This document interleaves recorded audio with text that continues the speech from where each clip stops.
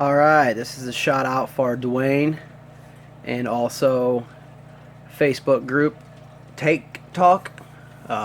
Look them up. A lot of good information on there, a lot of good people. But this is basically an explanation on how my sump works during a power outage. I know you had a couple questions, answered a little bit of it today. This is my 180 6 foot 2 foot by 2 foot. As I was talking about the overflow box, let me get the light on here. Alright, this is the Herby Method, which on this side you can see a true siphon. This pipe is under the water in the overflow box. This pipe is barely above the water. I'll explain here in a second. This is a gate valve or ball valve. You can use either or. Gate valve is more precise, a little more expensive, but this controls the water going into the sump. Okay, this is underwater, so if this was completely opened, water would just rush in, you'll get a gurgling sound. Okay, so you basically got to close this a certain amount to allow water to flow in the pipe, and then fill the sump or fill the overflow box up till it just barely runs in. Okay, it's kind of hard to see, but it's barely just running in there. As you can hear, there's no sound from this method. And the reason why I like this method for the second reason is because if something were to clog this pipe up, I have this backup pipe right here, which there's no Durso on it or nothing, so whenever something's wrong with this pipe, I will hear it right away because it will make an awful gurgling sound that is terrible. But if you can see, that pipe down below is a straight siphon, so that's sucking nothing but water, and it's being controlled by that gate valve. So that's the Herby Method. It's very, very effective, I think. This overflow box, I made it myself out of acrylic. It's 12 inches long, 6 inches wide. It's got 1/4 inch notches in it that are about 2 inches deep. And the water flow is about a little over an inch from the bottom of the overflow box.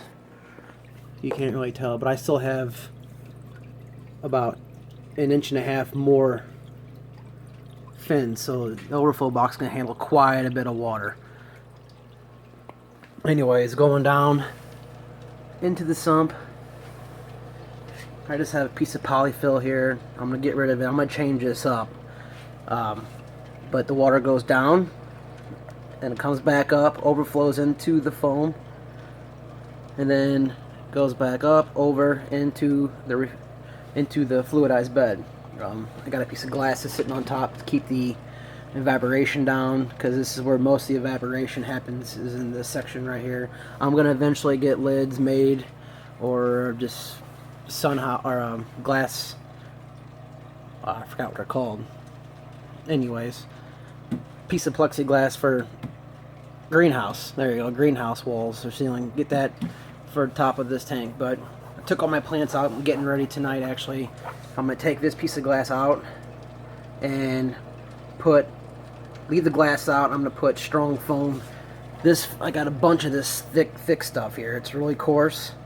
I'm going to basically put it like this in my sump, so the water will come down and it'll run through here. Because whenever I put polyfill in this pocket and up, it's too small of an area for that much polyfill, and it fills up extremely fast. I mean, within a day or two, I have to basically take it out and clean it out, which I don't want that.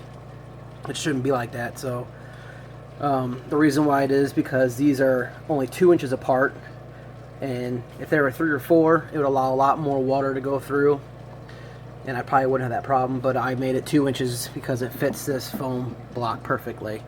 But I'll change that up. That won't be a big deal. The water goes through and then comes down into the fluidized bed, circulates into the biomedia, then travels out this little hole here and into the refugium. Water circulates inside here. I took my plants out. I'm getting ready to drain it anyways. Plants are in there. Then the water comes over, comes down here and then into the return pump with the heaters. This is where you're going to see your evaporation. As you can see, the water level difference. In order for the water to get to this side, it has to go over this piece of glass. So this piece of glass will determine the depth of your water throughout the entire sump. So every time you go back a stage, this piece of glass has to be taller than that piece of glass, and then so on and so on and so on. So this piece of glass is tallest. Actually, this is the tallest because this keeps my fluidized biomedia inside whenever the tank floods. I'll show you here in a minute. But as you work your way down your sump, you constantly want to lower your levels of glass, because if this piece of glass right here is lower than glass over here, then your water level is only going to be at your highest point, basically. So you want to make sure that you kind of get that all figured out. It's not that hard. I think I used all those pieces of glass in there. They're all 12-inch 12-inch long pieces of glass. It just determines on how high you silicone them inside there. So these two are on the bottom. This piece is 2 inches up. So it just all depends on how you want to do it. But like I said, you can see how my water difference, that's where my evaporation shows in the entire aquarium. So I got 200 gallons of water, and this is where the evaporation will show. As it gets even lower, the water will come over here and it will trickle down into this, and you'll start to hear a trickling noise. So then I will know that I need to add water in the next couple of days. But it's not that big of a deal. Then it comes up, goes over to a one-way valve, which is actually giving me troubles right now. I have a one-way valve because that way whenever you turn the pump off, if that return is lower than your water level, it will continue to siphon, which is what it's doing right now. I got to figure out if I got to replumb it or fix it. But I'm going to go ahead and shut the pump off, and I'm going to show you how this thing floods up. Alright, bear with me here. Go ahead and put it on feed. That turns the pump off. I'm going to go ahead and unplug it too. Okay, now this is draining.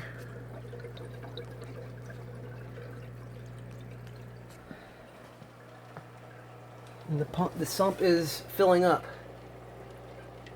You can see the water level going up. This is what they're talking about. You don't want it to flood it. That was my overflow box. It just completely drained itself. So there's no water in the overflow box. Water's still in the tank. The water level's gone down maybe an inch. So that inch of water is now in my sump. As you can see, it's all... That's why I have that piece of glass there. It's basically level. Now the water level's level all the way across. My air stone's still going, but power outage it wouldn't be going still. That's why I have this piece of glass here on top, because it keeps the media in. Even though if I were to take it off, it probably wouldn't go nowhere. It might go a little bit over here, but it's alright. So that's it. That's power outage. Water on top still. It's not flooding. It's done. So no more water can get into the tank. So I'm going to go ahead and turn it back on now and show you how easy it is just to go back to normal. Alright, now this is a soft startup. That means it doesn't just kick on right away. It kicks on basically on level 1 and works its way up. It's showing 7, but it's winding up to 7. This is a 2,000 gallon per hour pump, and I have it set on level 7 out of 10. So it's basically pushing about a little over 1,500 gallons. But once you get past this one-way valve, that 90, and now these two valves, I'm probably getting a little, about 1,300 or so. Maybe a little less. So the pump is pumping water in. It's draining the sump. As you can see, I'm already past that glass now. The water level's getting lower in my sump. Pumping the water into the tank. And now it's filling my overflow box up.